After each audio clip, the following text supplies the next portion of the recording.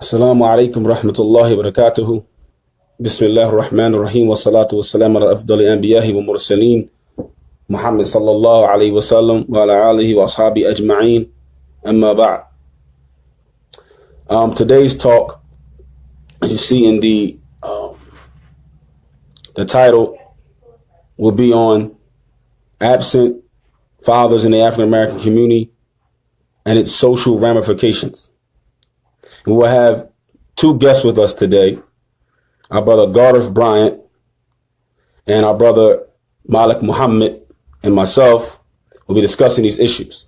But before we begin, I'm going to have an introduction with some ayahs from the Quran on fatherhood, where Allah subhanahu wa ta'ala, he says in Surah Al-Hud, verse 46, where Allah subhanahu wa ta'ala, 45, where Allah subhanahu wa ta'ala says, وَنَادَى نُوحُ رَبَّهُ فَقَالَ رَبِّ إِنَّ ابْنِي مِنْ أَهْلِي, where Allah subhanahu wa ta'ala, he says, نادى نوح ابنه وكان في معزل يا بني يركب معنا ولا تكن مع كافرين. And the ayat is ayat 42, where Allah subhanahu wa ta'ala, he says that Noah, he called out to his son, and his son was taking refuge on a mountain, and Noah told him to ride with me and don't go with the disbelievers. So we see this even in disobedience, even in a time of calamity where a child needs the father, a father was present. And I'm bringing these ayahs because we have to understand is the importance of fathers and the roles of men in the lives of sons and daughters. Walaikum salam wa barakatuh. So, and the law pushes this theme in the Quran with Yusuf. With a lot, you look at the Quran, there's a lot of themes about fathers being present and men being present inside their homes and inside the lives of the people that they're in control of. And why is it Allah is pushing this home like this? Constantly pushing male role models and male figures being present. The Lord of the worlds he knows the importance of a male role model and the strength of a father being present. This is why he keeps pushing. Allah subhanahu wa ta'ala also, he says in Surah Yusuf, the next surah right from Surah Al-Hud, where Allah subhanahu wa ta'ala, he mentions Yusuf, when he says, if qala Yusufu لأبيه يا أبت إني رأيت أحد عشر كوكبا والشمس والقمر ورأيتهم لي ساجدين.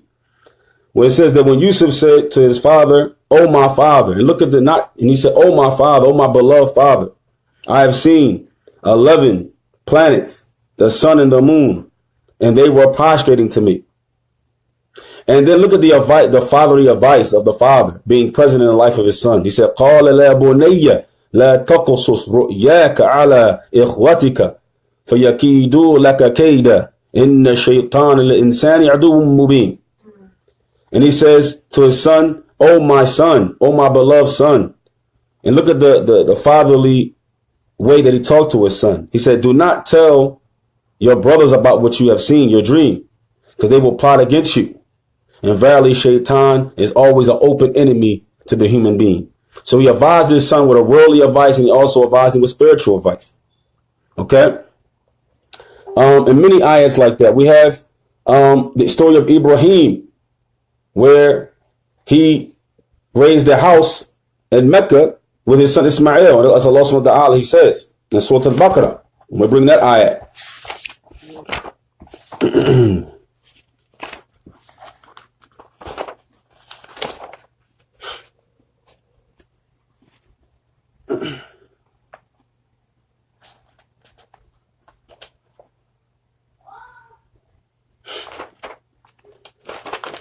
Sorry about that. I'll give you a minute.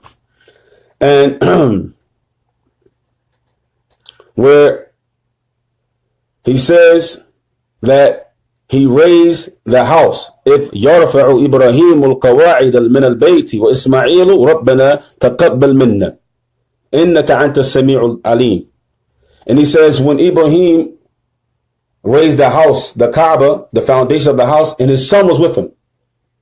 This goes to show you the fatherly, Allah is showing us that fathers should be involved in spiritual events with their sons and should be involved with the life of their sons. And Ismail was a grown man at the time. This goes to show you that you don't stop being a father at 18.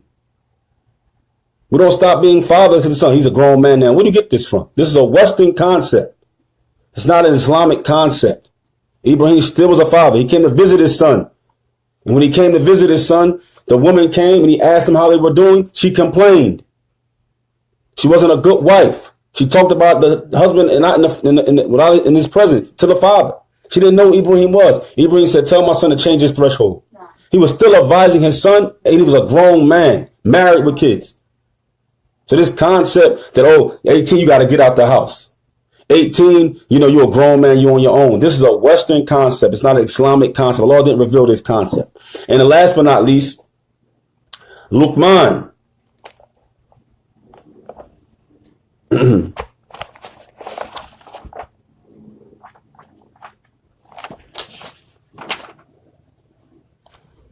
He said, if qala Luqmanu li ibnihi. When Luqman said to his son, وَهُوَ يَعِذُهُ يَا بُنَيَّ لَا تُشْرِكْ بِاللَّهِ. When Luqman advised his son, gave him admonishment, he said, oh, my beloved son, do not commit shirk with Allah. This goes to show you that as a role as our father is to constantly advise our children upon the truth, upon Islam. And look about having fathers present. Look what it did. Look what Ismail, what he became. Look what Luqman's son, the benefit that he took. Look what Yaqub kept advising his sons. He got Yusuf out of the deal. The 12 tribes of Israel came from that. Zachariah was a father figure. He wasn't the father of Maryam, but he was a father figure. Look how he brought Maryam up. Look, Allah knew that she needed a male role model. She grew into being the greatest woman ever. But Allah put a male role model in her life so she could become that. We constantly see the same theme in the Quran. So what is the disconnect? So then Allah says, Inna shirkum ladhulmun azim. Inna shirkum ladhulmun azim. So with that being said, and there's many ayats that we can say, but we don't have to go too deep in. I just wanted to give you some examples. And now we're going to have this discussion with our brother Malik Muhammad and Gareth Bryant. Inshallah, brother, you got to hit the icon so I can bring you on.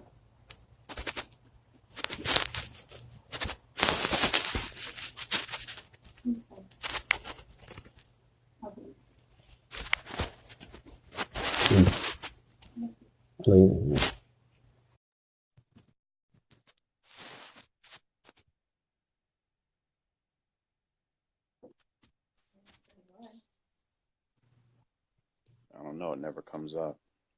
Assalamu alaikum. Wait, salam, tabarakat. I see you, bro. That I'm trying to now.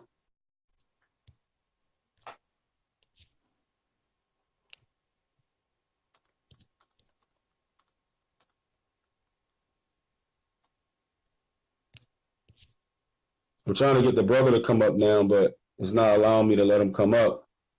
Okay, hold on.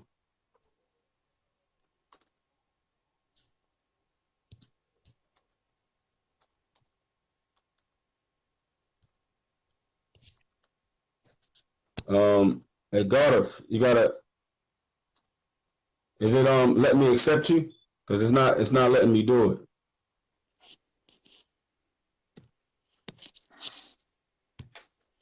I'm pushing add and everything, and it's.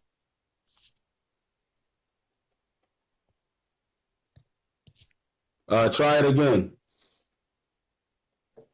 Gareth, try it again, inshallah, and then I'll accept you. I'm sure you can have more than one person at a time. But I'll be right back, okay. While you work on my brother, I'll be right back. Okay. Everybody, inshallah ta'ala, we're waiting now for our brother Gareth to come in. Gareth. Okay. There you go.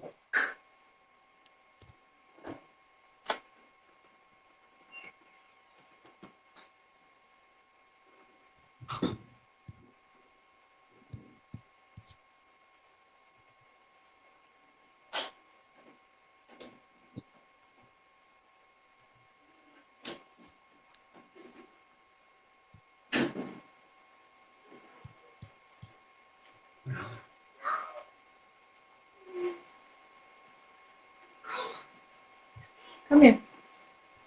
Which one? Please. What's the other one? Tell me, please. Do you guys want my number? Okay, come on, let's go.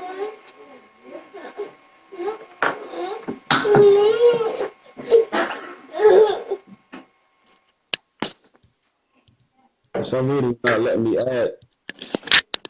Not letting me add the brother. I don't know. I don't know why it's not letting me add the brother. I don't know if you can have more than one on at a time or not. I don't know. I'm not sure. Yeah, I'm not sure either. I'm not sure. Because it does come up saying he wants to be added. It does say that, but Well, if you want, I can do half and then log out, and you can invite him, and he can do half, or if okay. you want. Hey, Gareth, do you hear that? Because for some reason it's not letting me add you. I'm not sure if that's possible to add two people at one time. I think you should be able to, but I don't know. Yeah, it's only one at a time. He said, I think it's only one at a time. So what we can do is, Gareth, inshallah, we can do one at a time. Then the brother is here. I can talk to him and discuss it with him. And then I'll have the same questions for you. You can get your perspective on it too. We can do half, I guess we can do a half an hour, or, for the brother, half an hour, 45 minutes, 40 minutes for the brother to do the same for you. That seems like the only way it's going to happen. Inshallah ta'ala. I've seen the brother Gareth's. I saw one of his other videos that he made. He was sitting on a park bench, so I'm interested to see or hear his perspective on this. So I'll make mine short and sweet, inshallah. Inshallah. So just be patient with us, man. We're gonna let the old brother go first. Oh, here we go. So obviously that was my introduction. And because I wanted people to understand that Islam does urge this concept of fathers being present, not only urged it, Allah constantly speaks about it in the Quran. It gives us real life examples of men and fathers being involved in a life of girls and boys, men and women. And we saw the benefits from that. Obviously, it doesn't always work out like that. Nuh's son obviously didn't take heed of his father and was destroyed. So that goes to show you that it's not for us to know who's going to be guided, but it's for us to still be fathers and men in the lives of our children. So, right. The first thing I want to ask you is, and God, if you're listening, these are the questions I'm going to ask you too, so you can write them down and have your responses if you choose to do so. What is the importance of men and fathers? What is the importance of men? The reason I said men and fathers because obviously sometimes you may not be the biological father, but you're still a father figure. So what is the importance of men and fathers?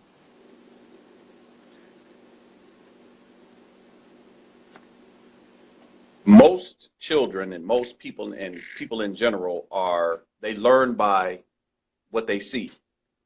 So the parents or the father in specific, and that's what we're talking about, is the visual example for the children, be it a daughter or a son. If that man is upright and that man is fulfilling his obligations, and the obligations are, or what we understand to be obligations, are what we understand from the Quran and the Sunnah, not just what we get from the society. So our standard for what we should be doing is from the Quran and the Sunnah.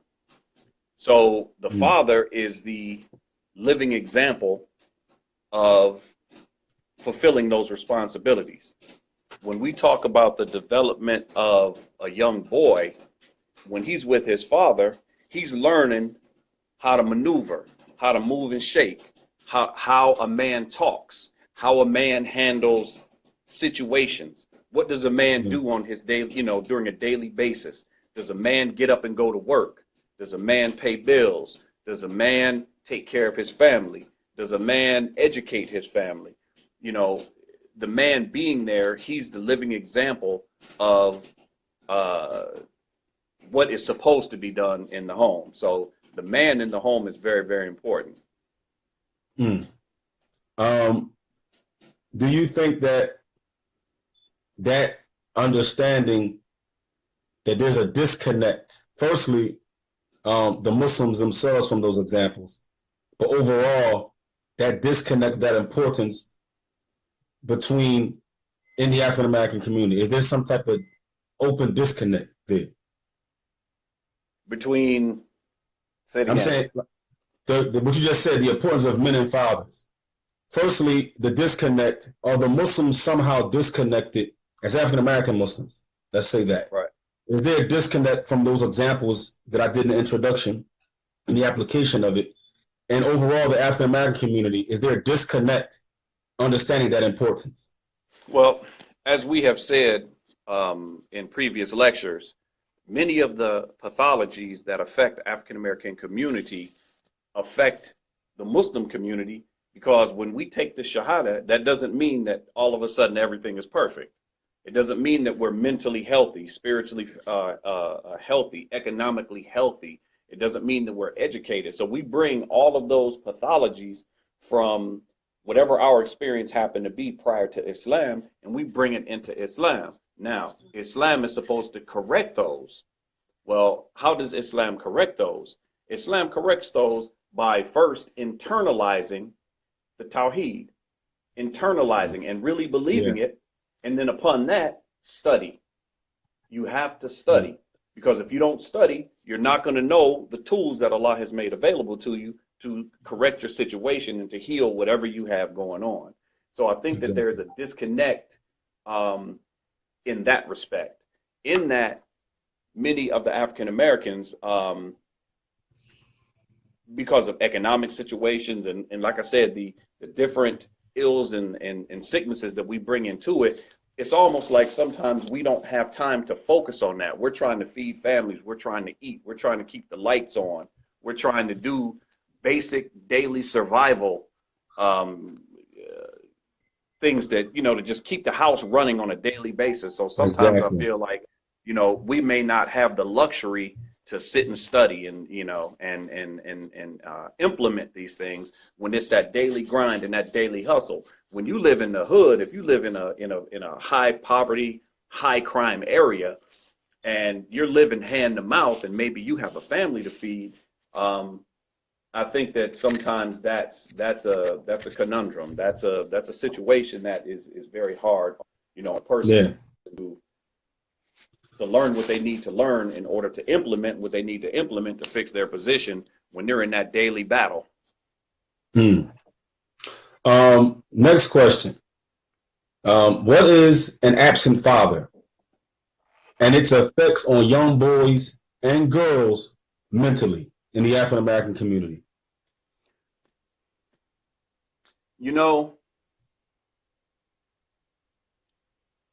This issue has to be understood, or has to be attacked from the proper angle, because what we have to understand is that this narrative of absent black fathers, where did it come from? Where do you think it came from?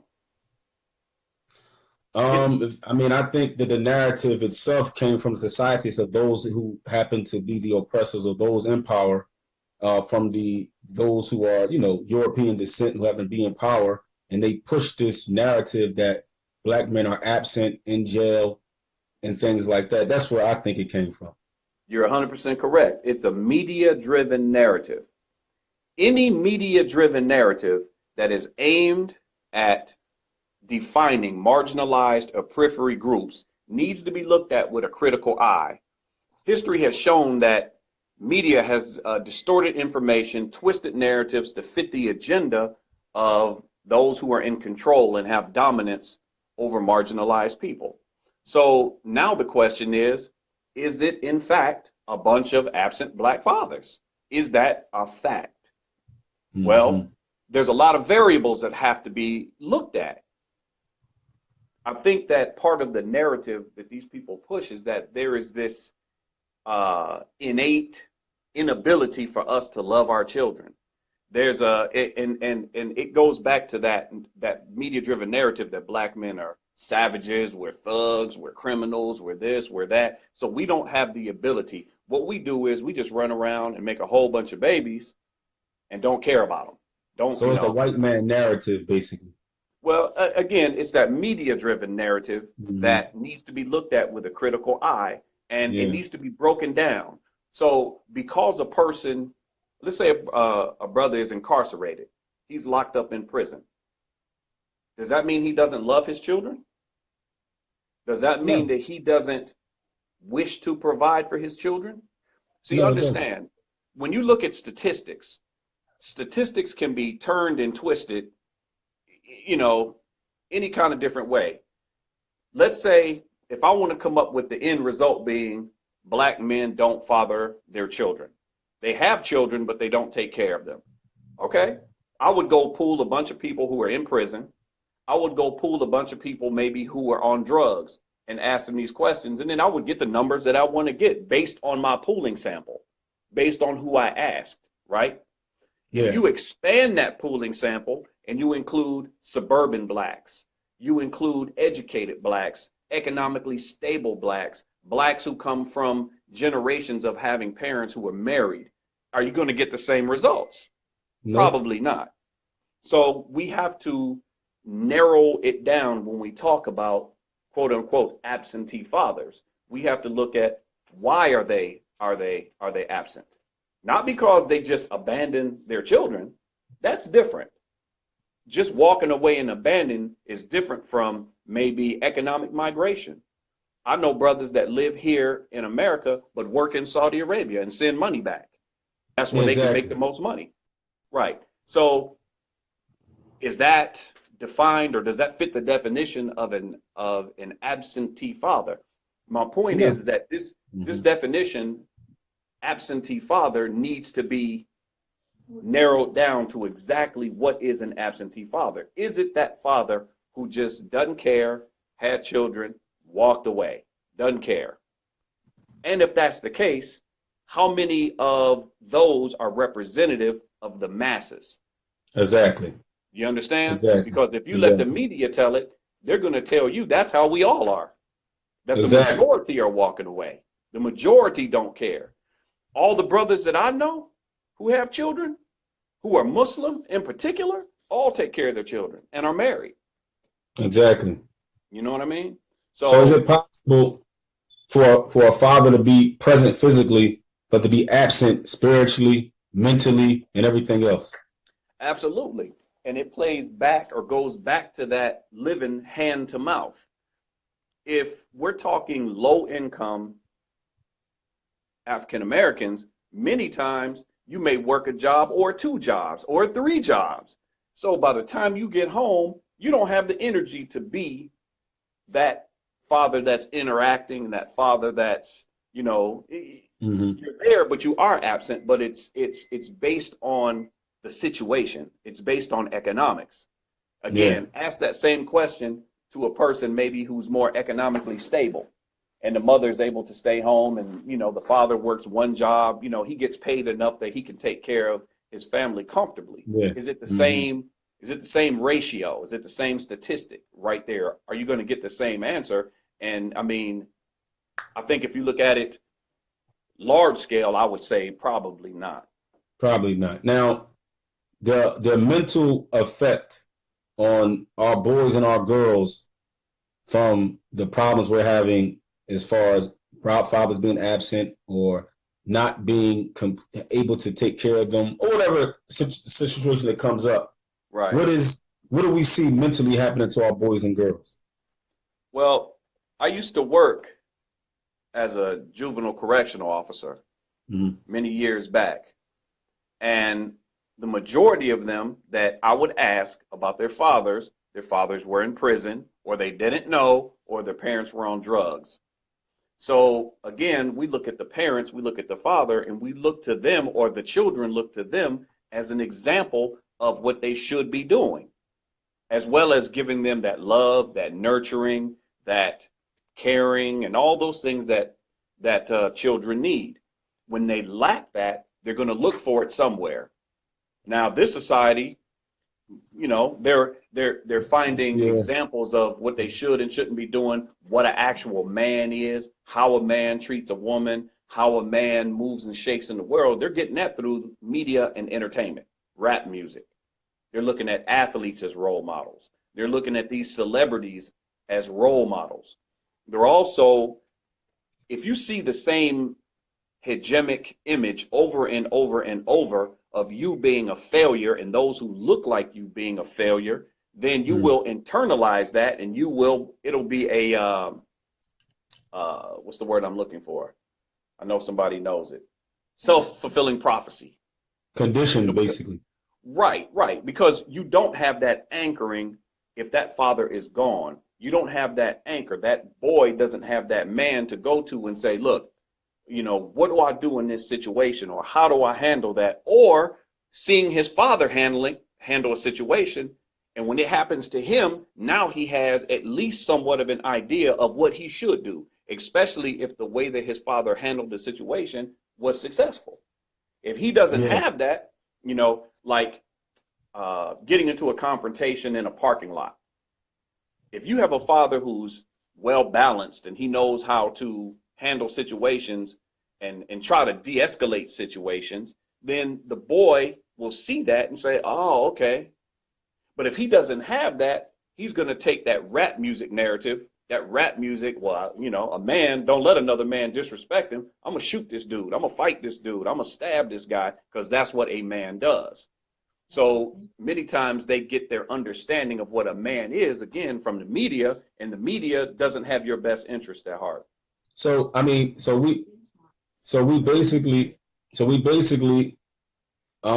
we see Ibrahim alayhi salam, how he was an example for his son up until he was grown, because we see even he gave him a work ethic. I mean, he was building a Kaaba with him. He gave him understanding of how to have a marriage ethic, because when he told him to change his threshold, he did it. When he told him don't change your threshold, he kept the woman. So like you're saying, we see that in the Quran, that fathers basically gave their sons a benchmark about what's a man and how a man, his ethics, got it from their fathers. You know, even if you look at it from an Afrocentric perspective, if you look at it from an African perspective, traditions, morals, values, everyday life have always been handed down father to son. It's always been handed down father to son. But in this society, in the age of mass incarceration, in the age of drugs, in the age of all of these variables that are destroying black families, there's a disconnect. That's where that disconnect begins. And now the children are sort of left out there to fend for themselves. They don't have anybody to actually teach them how to handle situations correctly. And I think that whole disconnect plays a definite huge part in why our communities are in the situation that they're in. It's funny you brought that up, because like I said, like again, you know, I'm bringing examples from the Quran. When Yusuf said to the two men in the prison that the religion of my forefathers, the religion of Ibrahim, the religion of Yaqub and Ismail, and he started mentioning different people that was his forefathers that just passed down this same deen, this same ethics, this same belief system, and everybody had the same ethics down the line, all the way to Yusuf and his brothers. Even though his brothers did what they did, but that father gave them all these ethics, and they were able to come back to those ethics and make Tawbah. So it's deep how Allah keeps driving this point home in the Quran, and it's as if we just forgot that Allah is driving this point home about fathers. But that's a good point you brought up. Very good point. In sociological terms, it's called social capital. Men acquire, or people in general acquire, social capital. Your social capital is your education. It's your ability to know or to learn how to maneuver through the society, network and contacts.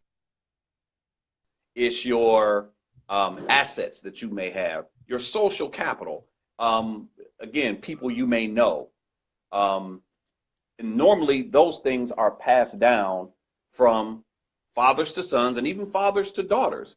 If you look at white community, I guess you may call it a level of nepotism or a type of nepotism, but affluent white Americans, when they're ready for their kids to go to college, you know, they themselves might have gone to college with the guy who's the president or the dean of the college they want their daughter to go to. So they pick up the phone and they call them and say, hey, you know, can you let my son in? Can you get my daughter in? Whether it be even a job, a son or a daughter wants to work at a place, or they're graduating from college and the father has the ability to pick up the phone and facilitate employment for their children. Many of us don't have that. We haven't acquired high levels of social capital.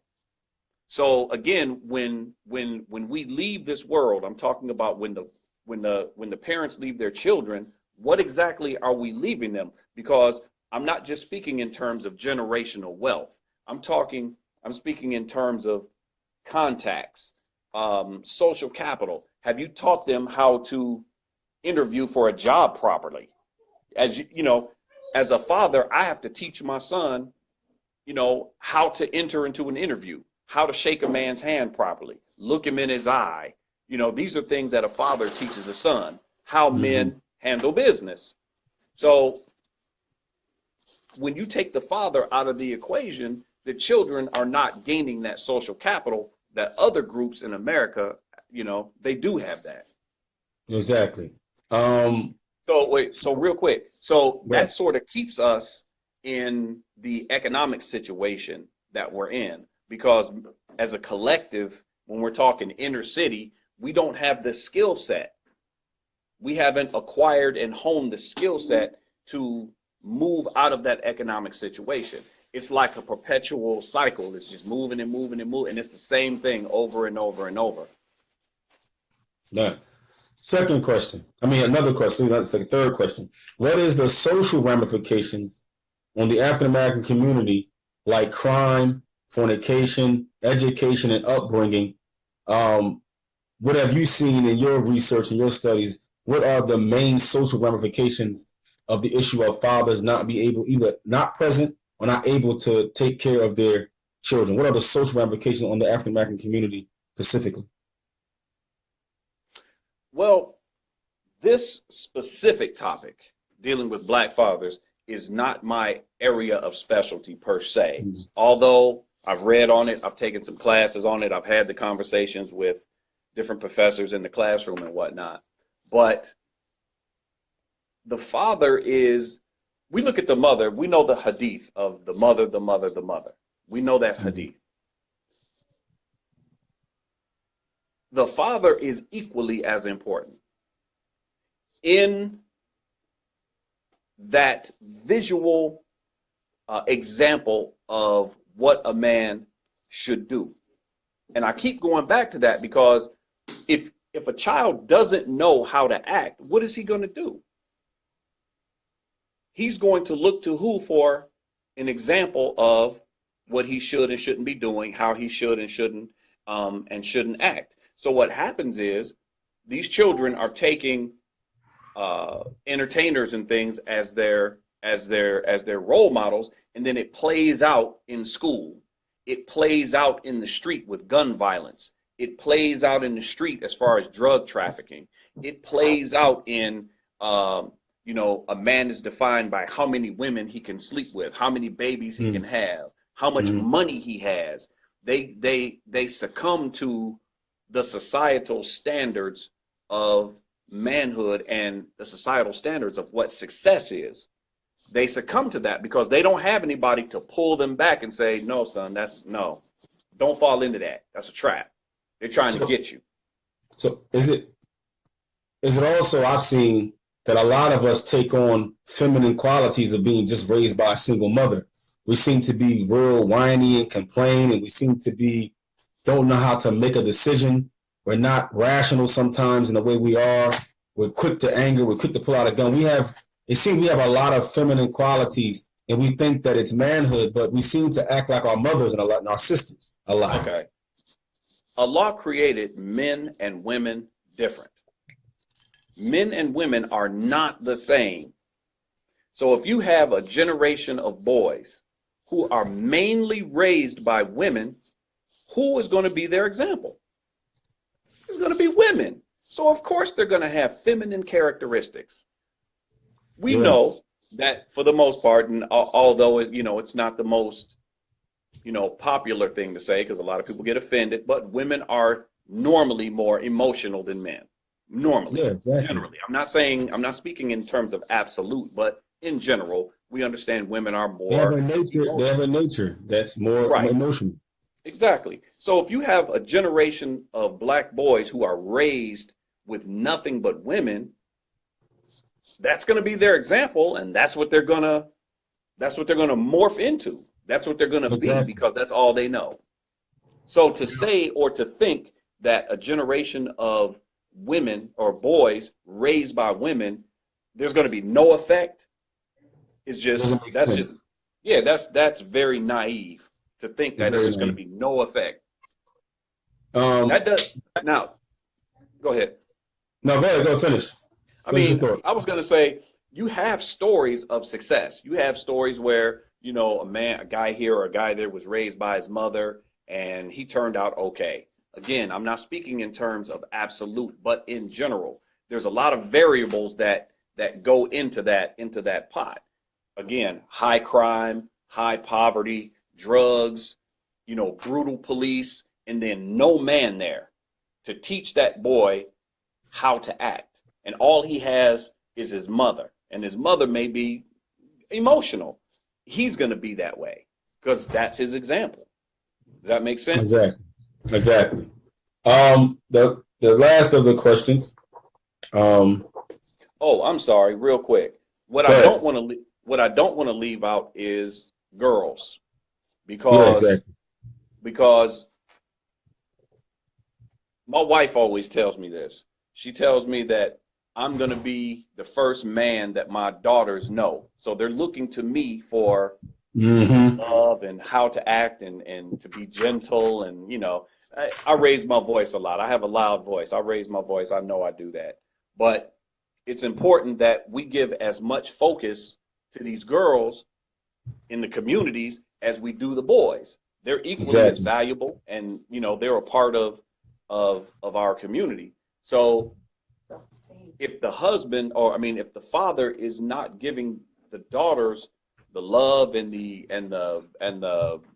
companionship and all that stuff that they need, if they're not giving them that, they're going to look for it in the street, So and you that's where you get. basically a fatherless girl, when she goes to pick a mate without a father around, she doesn't have the example exactly how to pick a mate. That's number one. If you can elaborate on that. Number two, you have a self-esteem issues when fathers are not there to show them that love.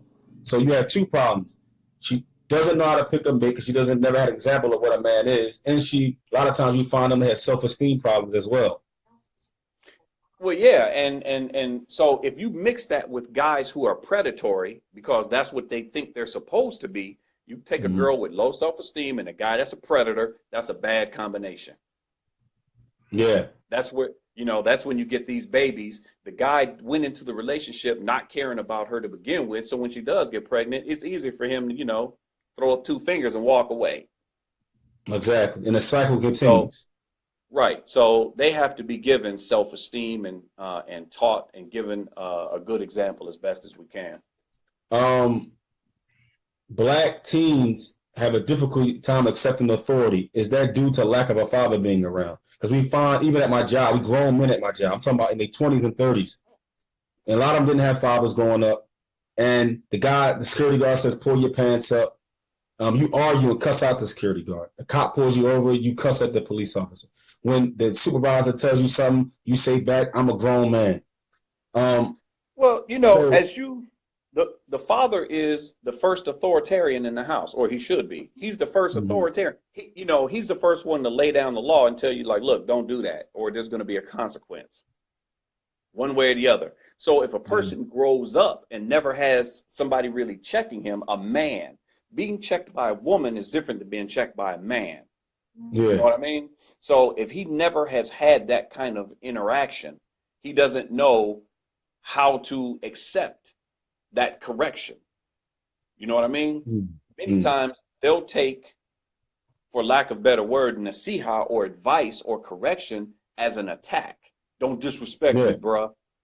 They don't understand that he may be telling them something that's in their bed. Pull your pants up. Yeah. You know what I'm saying? You say that to the wrong person, that could get you killed. Yeah. Literally. You know what I'm saying? So because how to take correction, how to deal with someone in authority over you has never been taught to some of them. So they grow up that way. And again, all of these things speak to mass incarceration as well, because these bad characteristics are not the recipe for success. They're not. They're not. They're not the recipe. They're the recipe for we'll see you in 5 to 10. Exactly. And you know something, you know, we got the brother Gareth Bryant coming on next, but that's something I want to say. First of all, Abdurrahman Savage gives you the salams. You know, he might starting his trouble. So who is that? I don't even know that guy. We don't even know the brother. So you know, Islam pushes the idea of authorities. So much so that Allah lost the ayat down, say, obey Allah and His Messenger, those in authority over you. Islam pushes the idea of obeying the kings and the presidents and the Muslim authority. It pushes the idea of obeying the parents. Allah constantly pushes the idea. Obey Allah, obey the Messenger, obey your parents, lower your humility to your parents. Islam pushes the idea of this characteristic of those who are in authority, who have that position over you, whatever capacity it is, that you show them this respect and this sense of humbleness in front of them. And now we understand why Islam pushes that, because without that characteristic, you really become a criminal if you think about it. If you don't believe that there's an authority, you become a criminal. Yeah, well, I mean, again, the father is normally the first authoritarian or the first authority figure that either a boy or a girl learns to submit to. If you don't have someone to teach you how to submit, then you're going to have a problem when it's time to submit. That's why it's easy to cuss out a police officer. That's why it's easy to fight a police officer when you didn't have to fight that police officer. And 9 times out of 10, he's going to put a bullet in you. And now you've lost your life because you don't know how to deal with authority. You know, the parents in Islam are given such a lofty position because of the sacrifices that they do for the children. And nobody's going to love the children like the parents.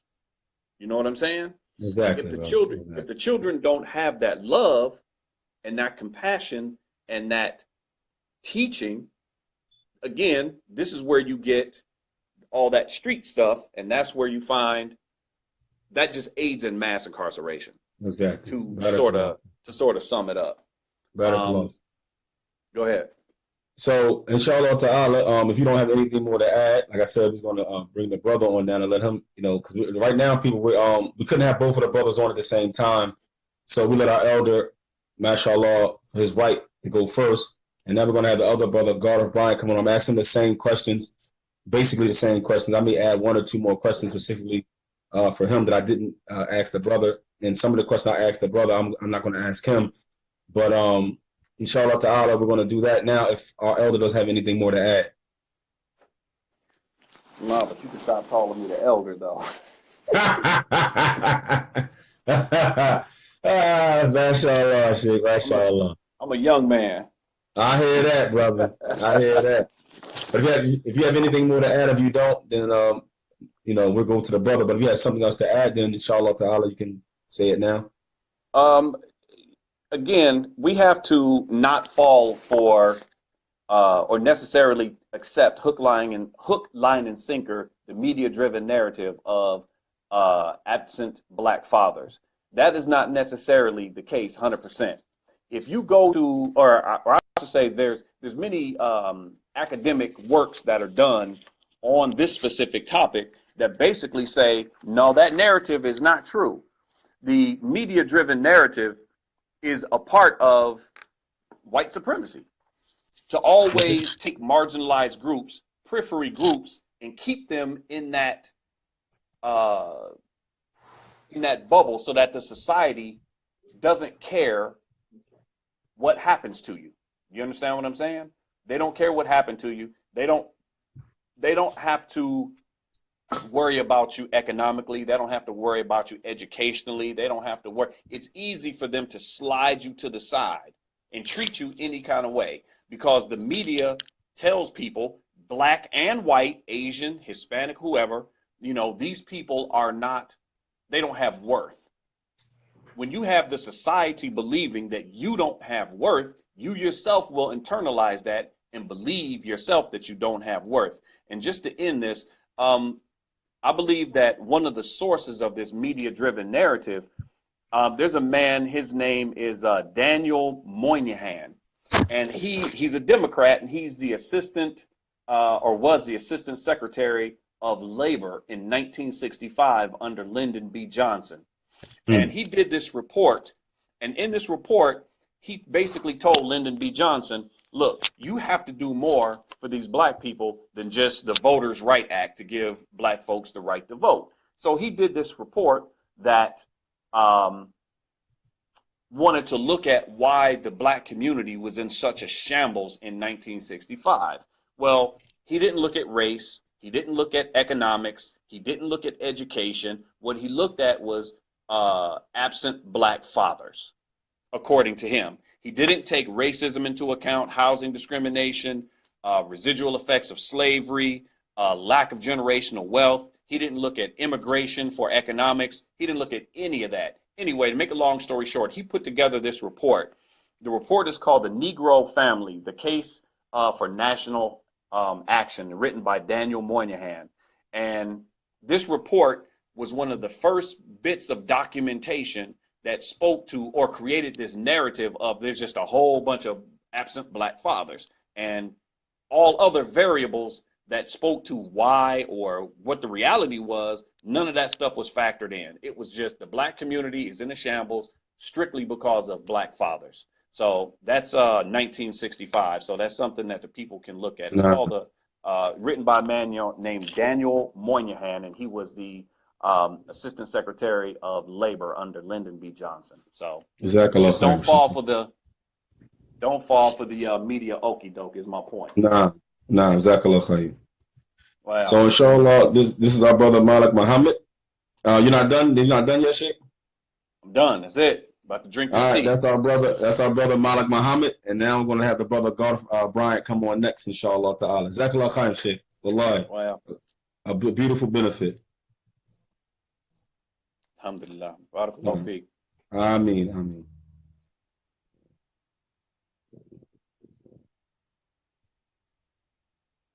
Yeah, you gotta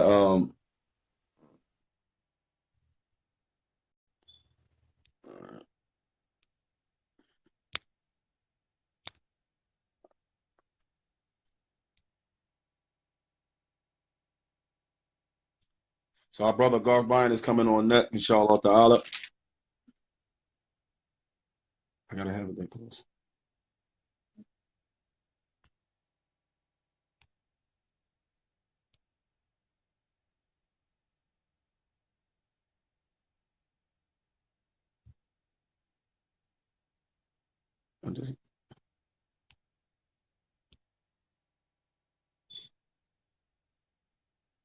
Now, hey, Gareth, are you coming on?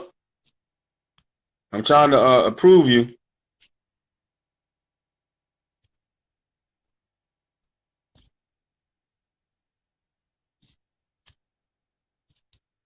You keep telling me there's no answer from you.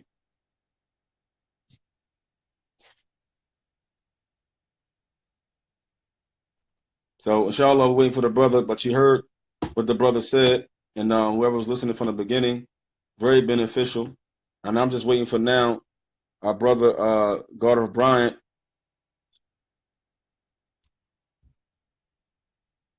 Is still saying no answer from the live guest. So Gareth, you gotta accept it. I just added you. You gotta. So now we're just we're waiting for the brother to.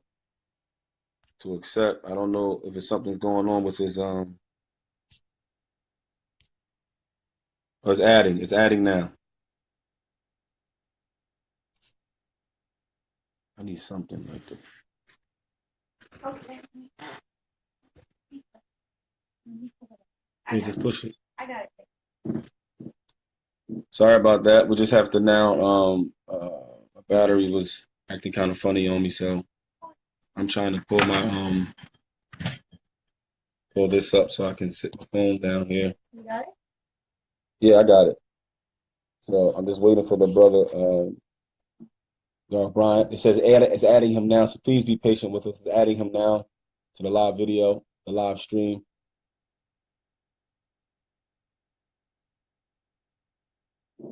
So it says adding, so it's adding the brother. So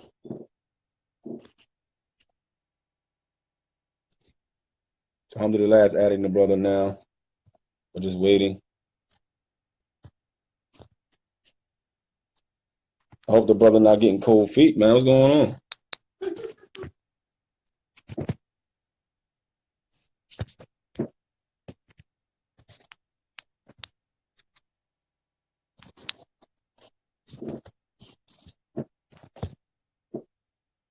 It says adding you, bro. I don't know what it's doing, but it's supposed to be adding you, and it keeps it.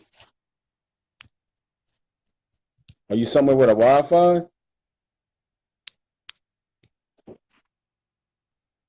Please let us know if you're not able to, if it's not, as it says adding, but you haven't come up yet. So, anyway, we'll try it again. Try it again. Try it again. So, like, we're waiting for our guests to come on. This is a very important issue, people. I mean, it's a problem. So, I mean, the narrative that's being told that we're absent fathers and things like that, but there are some absent fathers, obviously, in the African American community. Physically, they're absent, or maybe they're just spiritually and mentally absent, whatever the situation may cause for them to be absent. And it's something that we have to take into consideration, because we can't just overlook these situations. And we have to have the Islamic response to these things. Well, he said, I'm talking about the cow. I thought you got cold feet for a minute, bro. Nah. La Jews. No cold feet, man. I said, oh, man, this brother done went and hid in the Chinese store, so we got 4 wings and some fried rice.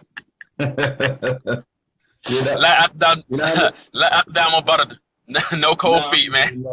Nah, alhamdulillah, man, alhamdulillah. Obviously, you heard about the introduction, and I'm gonna let you introduce yourself. So y'all heard the introduction already. You heard me and the brother just got finished talking about. So now we're gonna talk about this issue here now, inshallah ta'ala. So my question is, introduce yourself, brother, so that people can know who you are, and then we'll get started. Assalamu alaikum wa rahmatullah. إن الحمد لله رب العالمين وكفى والصلاة والسلام على رسوله الكريم المصطفى وعلى آله وأصحابه ومن تبعه لا هدى لنا إلا أن هدانا الله. I'm Gareth Bryant. I'm a chaplain by profession, and many of the issues that the brother and the other brother, our elder, were discussing, these are things that I have to come in contact with all the time in the Muslim community, most specifically the Muslim African American community. The Muslim African American community, we suffer from still niggerism. We're Muslim, Allah's mercy, but we have failed to allow Islam to do its job, which is to be transformative and to use Islam as the ultimate tool to improve our human condition.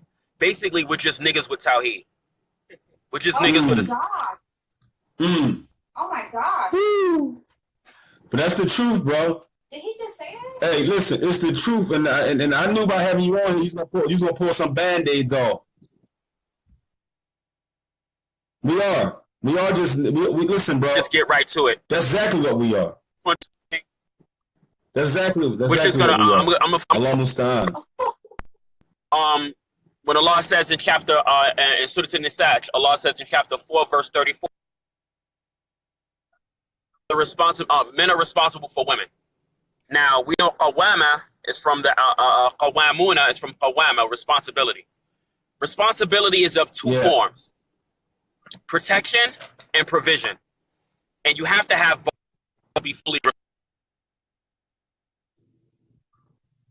those in his charge, as well as for them, then he is not responsible. Like, you breaking up. Gareth, you breaking up. I don't know if it's your signal, but you're breaking up and you keep freezing. Hmm. Did he just say that? Hey, man. Hey, he definitely did. Oh my gosh. Hey, you keep breaking.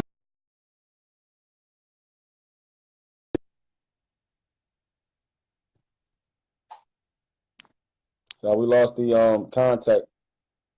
We lost it, brother. So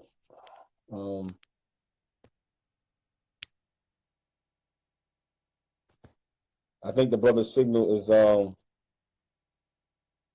okay. I will try to send it back in. Try to do it again, bro. Inshallah, he will return. Yeah.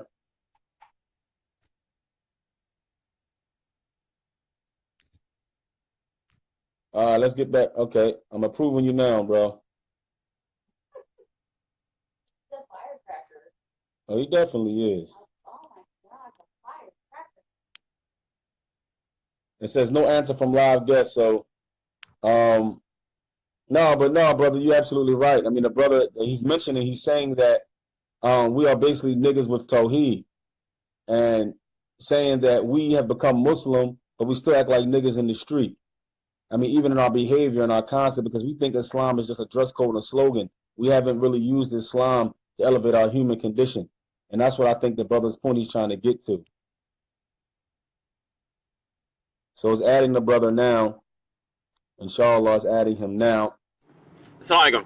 I'm sorry about that. My signal got cut off. I'm on the road, so it's like you got these little hot spots that just like click off. Okay, now alhamdulillah. Hey, so the first question I have for you is the same question I asked our elder. He don't like being called an elder, but he's old, so we're going to call him the elder, right? It says, what is the importance of men and fathers? Okay. It's just like when Allah says in the Quran, when he gives the definition of what a man is. The definition, word for word, that Allah gives for men in the Quran. Allah says in chapter 4, verse 34, in the chapter of the women, Allah says, "Ar-rijalu qawwamuna 'ala an-nisa'i." Allah says men are responsible for women. That is the textbook definition of what a man is. And we know qawwama, responsibility, it comes in two forms. Because Allah says men are responsible for women. Protection is of two types, and they're two sides of the same coin. Protection and provision. We have to protect the spiritual integrity of people, the psycho-emotional integrity of people, as well as the physical integrity of people. Likewise, we have to provide people with spiritual nourishment, psycho-emotional nourishment, and physical nourishment. If you are not able to do both of these things at the same time, you are not responsible. Therefore, by definition, you are not a man. Point blank, period. Oh. Man, you know what, man? Some people just got off the live feed, bro. No. These guys just got off the live feed. They probably just called you the N-word and everything, bro. The mic dropped. You know what I'm saying? They're probably writing like a million refutations right now. Yeah, they definitely gonna do that, bro. You definitely off it. Now, okay, the next question is, what is an absent father and its effects on young boys and girls mentally in the African American community? It's just like when Allah says, and ironically, this is the other verse that I'll speak about, chapter 2, verse 9, it's Surah Al-Baqarah, the chapter of the cow, when Allah speaks about how he saved Moses from execution, from infanticide by the Kemetic, the ancient Egyptians, when Allah says they kill the men and spare the women, right? So a man is but an individual, but a woman is an entire nation. So the woman is the spinal cord, is the spinal column, the absolute foundation of any society. And if the man is not able to protect her, the society is doomed. So likewise with the children of Israel, they were doomed prior to Allah raising up Moses, peace be upon him, they were doomed prior to that because their men were slaughtered. Yeah. Now, likewise, in Muslims, in the African-American Muslim community, our communities are in peril because every level,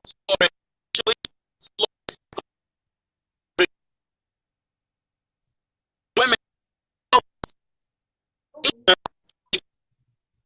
a lion pride, right? The first thing that lions do when they invade a pride, they kill the males. They kill the male adults. They kill the male juveniles. They kill the male.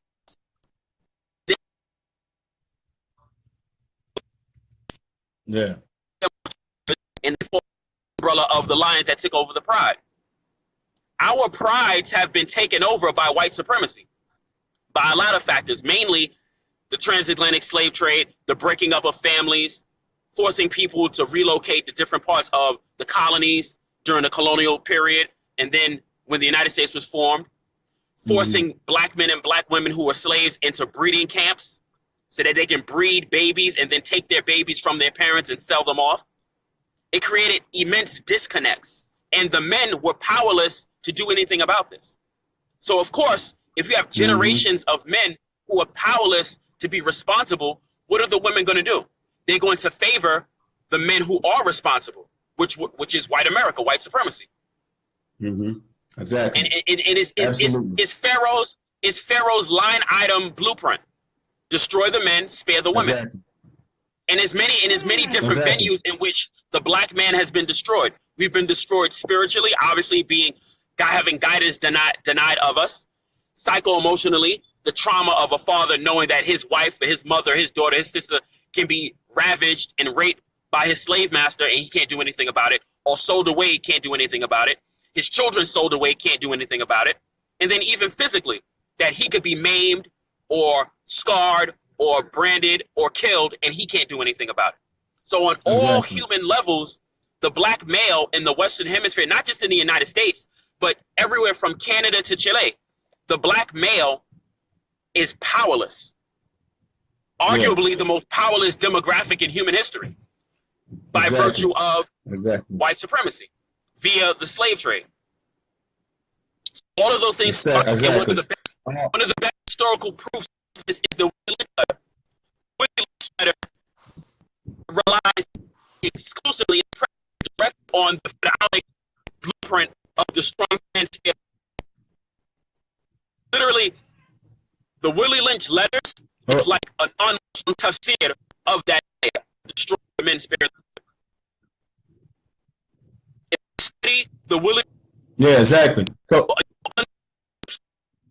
of a doubt, what Allah is saying when He says the men were destroyed and the women were spared, because the Willie Lynch letter gives out specific details as to how to destroy a man and spare a woman, and to get her to take the side of the oppressor.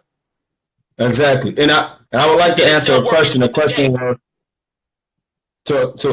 answer the question that was asked on here, somebody, one of the brothers here, Brother Hakeem, he said something about he disagrees with your definition of a man. I think what our brother Gareth, our brother, was trying to say is that he's not talking about reaching a level of maturity, becoming a male. He's not talking about that. There's a difference between being a male. I'm a male, he's a male. Yusuf Rios, our brother's a male. Brother Hakeem, you're a male, because we have the chemical makeup, we have the organs that makes us makes us male.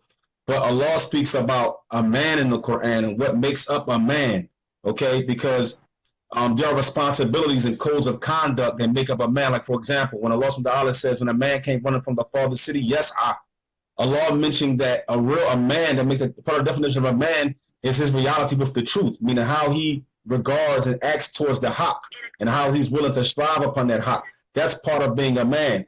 Now, a male is all of us, but not all of us are men, brother. I mean, if you're going to think about the issue of reaching maturity, becoming in puberty, and the shortened definition in that respect about who's held accountable, the angels write your deeds down, who Allah says is a disbeliever, who Allah says go to the fire. No, yes, there are times when you become a certain age, you become a man, and you're held accountable for your deeds. But we're talking about becoming a grown man, an adult, who's responsible. Allah is different. Man takes on a different connotation, a different meaning depending on the situation. So we all can't say, okay, no, the guy, my neighbor is a man, no doubt about it. He's grown and all of that. But does he fit every definition of what a man is in Islam? He might not. He might not. So yes, people can be men and not be responsible. But you know, I mean, to be honest, but the the next person to question, say or pontificate, oh, I'm a grown man, I'm a grown ass man. That's like somebody saying I'm humble. If you feel the need to say that you're a grown ass man, you're not a grown man, because being a grown man is a behavior, not a slogan. Just like humility. Humility is a behavior. It's not a slogan. If you feel the need to say that you're humble, you're really not humble, because humility is supposed to be manifested through action, not through words. Manhood is the same thing. Manhood is supposed to be manifested through action, not through words. Manhood is not a slogan. Manhood is a behavior. My next question for you.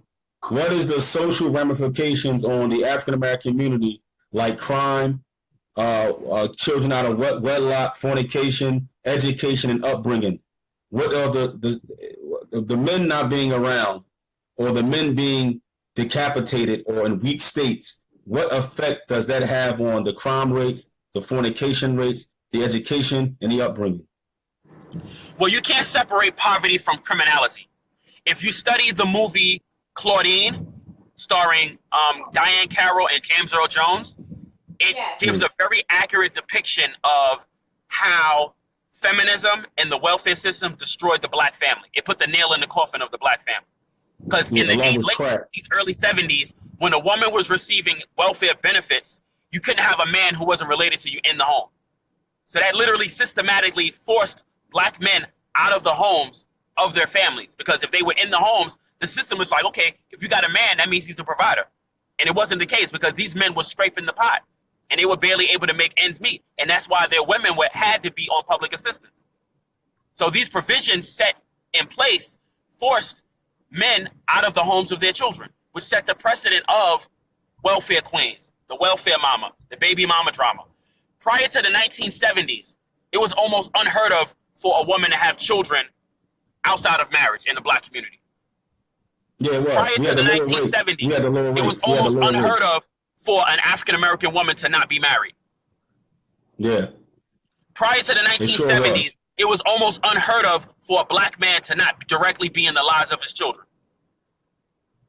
Yeah. Yep. I mean, these are not my opinions. These are stone cold facts. Yeah, and before the crack era, our neighborhoods wasn't as violent neither.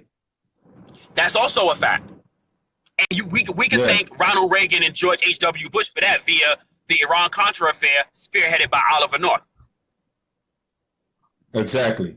In which the United States government made boatloads of billions of dollars through cocaine being turned into crack cocaine and being pushed into the hoods of the United States. Exactly. And it was on purpose. Which left a blood trail miles long throughout the entire region of Latin and South America. Exactly. And the funny part is, you read some of the books like Black Incorporated and the other books talking about what was going on in Philly at the time, which, I'm only speaking about that because that's my experience, about the JBM, the Black Mafia, the young men, the Philadelphia experiment, the young men who were controlling the crack cocaine epidemic in Philadelphia were in their 20s and late teens and early 20s, and they became millionaires under the eyes of the government. And some of them even claimed that they had CIA handlers that were meeting them at the docks, giving them weapons and drugs and everything else. And they were able to do this for 10, 15 years. Young black men surviving in the crack game and running the communities with an iron fist under the guise of the CIA and other government officials. Yeah, that's a known fact. Yeah, that's a known fact. So it's unfortunate, And when you mentioned about prison culture, I mean, prison culture, especially relative in the African American community, that literally goes back to the post-slavery Reconstruction era. Because if you study the 13th Amendment, it clearly states that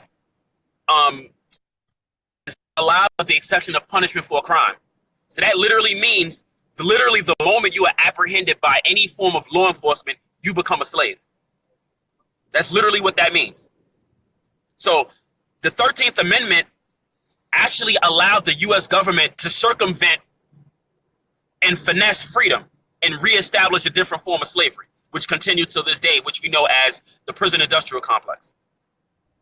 Exactly. If you hear the And talk, what people don't want to, and what people don't want to admit is that the prison industrial complex is a homosexual culture incubator. What? And this is not opinion. This is a non-debatable fact. Prison culture is the #1 incubator of homosexual culture in the Black community. Exactly. And another thing, I don't know if you heard my talk earlier with my cousin. He was actually talking about places like Unicorp and how they're actually slaves working for 42 cents an hour to build chairs that they sell for $1,100, and how they get cheap slave labor, and how it's a Jim Crow system and a plantation. There's more blacks in prison, black men in prison today than it was in slavery. Right now, the United States is barely 5% of the global population, yet the United States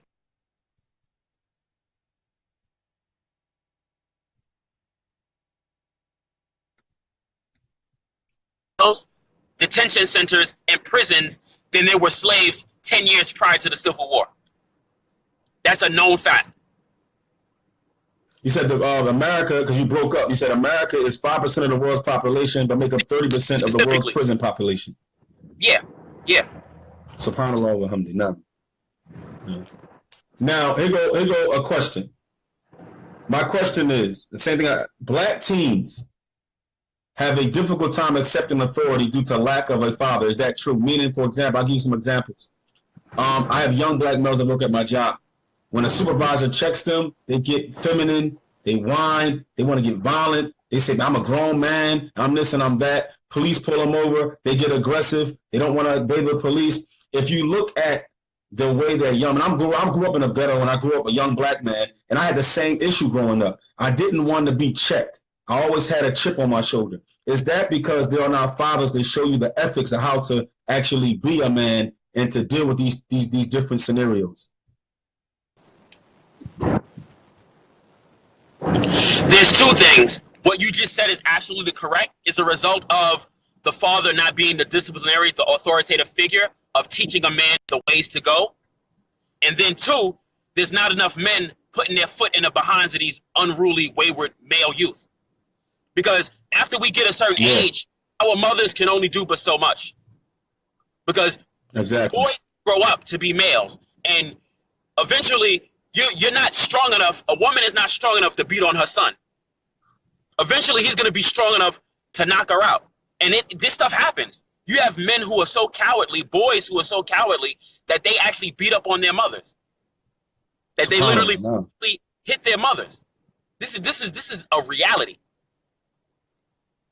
And one of the reasons why is, like you said, the male was not in the home to teach him the ways that a man should go and to put his foot in his behind. Exactly. Exactly. And Islam, and it's funny, Islam shows that because of two things. The Prophet ﷺ used to tell that they used to leave the thing they would whip the kids with. They didn't have to use it all the time, but they would leave it on the wall so the kids can see it. That automatic of threat and discipline was always present, number one. And we see the benefit of that. We see what Ibn Abbas turned out, and Anas ibn Malik turned out. We see how the young Sahaba turned out because of that. And also, we seen when Aisha and Hafsa got on the nerves of the Prophet ﷺ, and their fathers were so close that they were to come there and chastise their daughters in front of their husband by literally chastising them physically. Yeah, because it doesn't matter who you marry to, your father is your father. No. And just like you gave the example of Ibrahim, the father of the prophets, peace be upon him, advising his son Ishmael about switching his threshold, meaning divorce his wife and marry someone who is better. And Ishmael by this time was a grown man, but he was still obligated to respect his father and respect his advice. Exactly. No. And that's one of the things in the Willie Lynch letters that's detailed as well, this disconnect between the elderly and the youth. In the Willie Lynch letter, it actually teaches the slaves to disrespect the elderly. And it teaches the elderly to disrespect the youth. It teaches the man to disrespect the woman. It teaches the woman to disrespect the man. And these things are socially inherited. SubhanAllah wa hamdi. the last question I have for you, the last question of the night, is there an agenda on keeping black men out of their homes, and why? And what are the tools that are being used to accomplish this?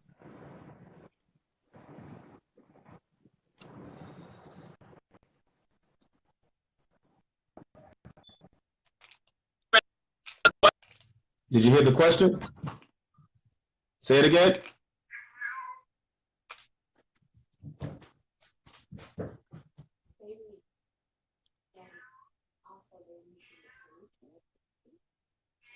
Well, you mentioned the solution through the whole conversation. I'm sorry, I lost connection again. I'm sorry. So you said you asked, is there an agenda to keep the black father out of the home? That was the question? Yeah, and why? And what are the tools that are being used to accomplish this? Well, I mean, asking that type of question is like asking, does the shaitan really want the human being to be with him in the fire? Hell yeah, there's an agenda. Exactly. That's non-debatable. Yep. There's no way that could be other than what it is. Yeah, exactly. Oh my God. Subhanallah. Okay, There's no way that's not an agenda. There's no way. I mean, we have all of the things in our society that directly affect the black race or this black demographic of us, African American people. Everything, when you talk about self-hate, when you talk about the fake hair culture, the fake eyelash culture, fake nails, this bundle culture, right? Skin bleaching, hair straightening. In 2018, right now, you still have black women straightening their hair. That's self-hate. You still got black women going to the Dominicans to get their hair blow dried and straightened. It's self-hate. Yeah. You still got black women losing their edges because they wearing weaves. That's self-hate. Oh my. Exactly. For example, there's 3 industries right now. There's 3 industries that if black people stop supporting, the world economy would collapse. And this is just in the United States. The fake hair industry, the cosmetic industry, and because even the fashion industry promotes all of these negative things in the black community.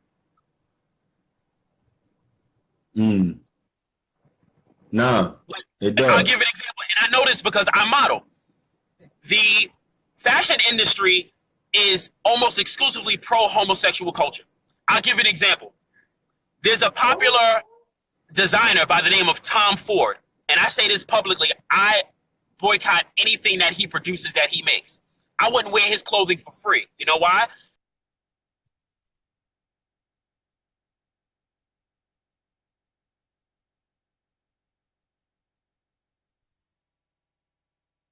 Magazine and also Vice also covered this story as well. This designer, Tom Ford, he actually said that he believes, that he thinks every male should be sexually penetrated so that they understand what a woman goes through, what a woman experiences. Oh my God. And this dude, Tom Ford, is probably one of the most popular fashion designers in the world right now. And you got ignorant black people buying his products. No, a'udhu billah. A'udhu billahi min ash-shaytanir rajim. Now, before we go off, give me a something that everybody can clearly see, a tool that they're using to make sure that the black male, the father, cannot have a connection with his family or his sons or his daughters. Something to end us with, that everybody can clearly see.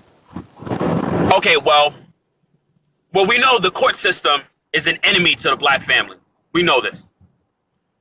Exactly. We know that we ourselves are an enemy to the black family. Something very important that Allah says in the Quran. Allah says Allah does not change the condition of a people unless they change what is within themselves. So we as black men, being Muslim first, we as black men who are Muslim, we have to stop trying to play this player, pimp daddy, big daddy role.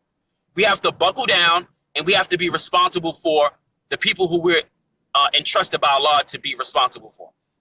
One of the detrimental things in our community actually is this polygyny culture.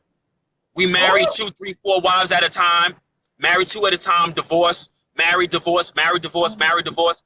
And these women are being used as, they're being used as pass-arounds in our.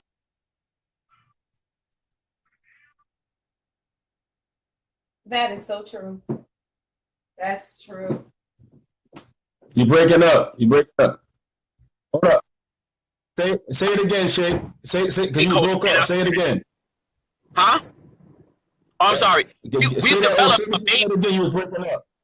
Right. So we've developed a baby Abby and baby Ummi culture in our community where brothers or sisters are getting married, divorced, married, divorced, married, divorced, and these children have no fathers. These children don't even have stepfathers. No. Exactly. They're tasters. And it's so shameful that we have Muslim women who are flocking to welfare offices in all black and niqab, being ridiculed and laughed at by these people in these welfare offices because they know that Muslim women belong. They know this. Like, it got so bad. In New York City, I remember our older brother, he was telling me that the name that they used to give Muslim women who used to go to the welfare office to get benefits, they used to call them holy whores. Yep. Like, that is so degrading. It is degrading, brother. It's actually disgusting. We treat it like it's okay. It's disgusting. It's abysmally disgusting. And you have brothers. I think one of the things, unfortunately, a girlfriend-boyfriend culture that we had before Islam. That's one of the reasons. Promiscuity. A lot of promiscuity. Yeah, we got a boyfriend-girlfriend culture. We just have to do better. Yeah, we have to do better, Rob. We have to do better. We definitely have to do better.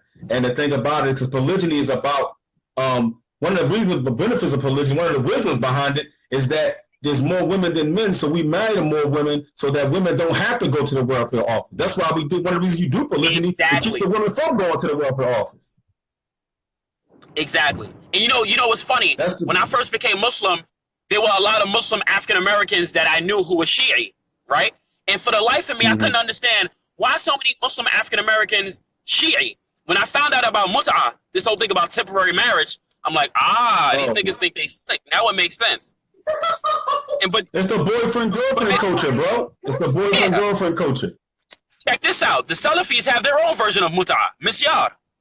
And we all know what misyar is about. Yeah. We do that, bro. We do it. Yes, it's that whole Jerome player from the Himalaya routine rhetoric. Yeah, we do. That's what it's about. We do. Is that from Martin? We do. We still listen, we still hanging out on Broad Street, on Broadway. Yeah. Yeah. That's what's going on, Afi. Subhanallah Bahamdi, man. Listen, bro, I'm glad you came on. Wow. You know what I'm saying? You drove it home. We got to do this again. The next talk I want to talk about with both of you. The next talk I would like to talk about is there's two talks I want to have with you and the brother also coming up. Is one, because Maghrib is in here, so I got to go pray. But one is the racism of the Arabs and why we give them a pass. The one of the other ones is the black woman, and I read this book by Shahrazad Ali, and it was called "The Black Man's Guide to the Black Woman," and it changed my perspective on how I think about the whole situation in general, and how she literally called the black woman out in her behavior and said, "Well, hey, the black man is always under a scope, and we're not. So it's time to put y'all under a scope too, and bring your behavior out." And she did it in a very well academic way, and it was beautiful. I mean, honestly, for the record, that's a Maghrib to Fajr conversation. You do know that, right? I know that. and I'm going to get jumped on my way out of the house afterwards. I already know that. So I'm prepared to get beat up for it. But I think that conversation has to be had because black men are always underneath the scope. But no, there are two people in a relationship. There are a man and a woman inside this tribe. And everybody has to take responsibility for their actions. You have to remember, I tell people all the time, there's always three sides to a story. Side A, side B, and what really happened. Only Allah knows what really happened. And most people don't have enough integrity to tell both sides of the story. Regardless of whether a person is right or wrong, the average human being is only going to tell their side of the story, regardless of whether they're right or wrong. Exactly. Because no human being wants to be wrong. It's easier for the average human being to deadlift 5,000 pounds than to admit that we're wrong. And the average human being will never be able to deadlift 5,000 pounds, or even 1,000 pounds for that matter. Exactly. Well, barakallahu fi, akhi. I appreciate you coming on. I mean, so listen, so get ready for those next 2 talks. We might get jumped and shot at because of it, but I think they need to be had. First of all, I believe in Allah and I ain't worried. Number 2, I'm a grown-ass man. Gosh. You know what I'm saying? You ain't right, So inshallah, man, I'm gonna get with you. I'm gonna let you know when I want to have those talks, and I'll definitely let you know a couple of days beforehand. All right, cool. Assalamu alaikum wa rahmatullahi wa barakatuh. Wa alaikum salam wa rahmatullahi wa barakatuh.